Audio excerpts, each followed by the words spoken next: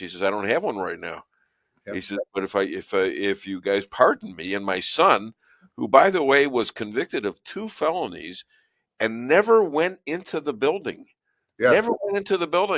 Some DC cop lied and said he killed Sicknick. Yeah. The cop. Yeah. Okay. I was talking to Ryan yesterday. I'm now that You talking to Ryan? Oh, yeah. Zink? Yeah.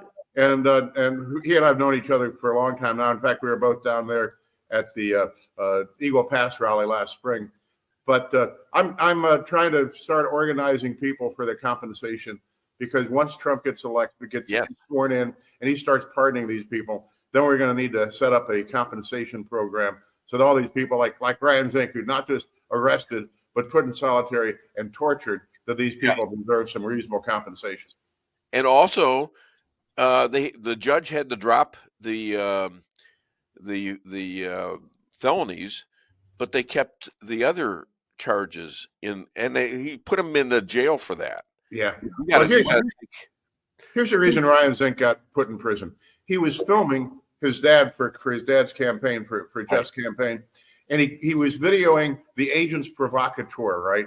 The confidential agents, and so the government seized all his memory cards and seized his cameras, and have never given that up yet. And so he had the goods on the government.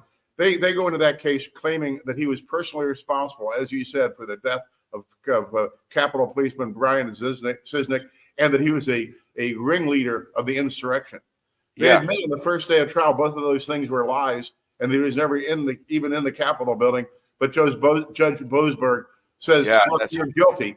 You can put on a defense if you want to, but you're guilty. Amazing. That's justice in America these days. Yeah, and you still got 1,300 of them in jail cells in D.C., and they're still arresting people. Is that right? And that'll end on January 20th. Yeah. So what do we do? What do we do with these people? What do we do with Cheney and the rest of the people that have propagated this?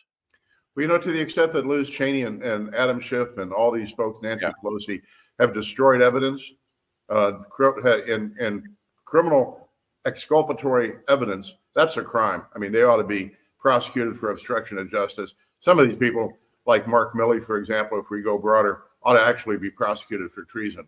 I mean, when Milley staged that coup on January the 5th of 2021 and said, if Trump says he's going to invade China, we'll give him a heads up. And then he had all of his chiefs swear allegiance to him, Mark Milley, and not the president. I mean, that's treason. That's a coup.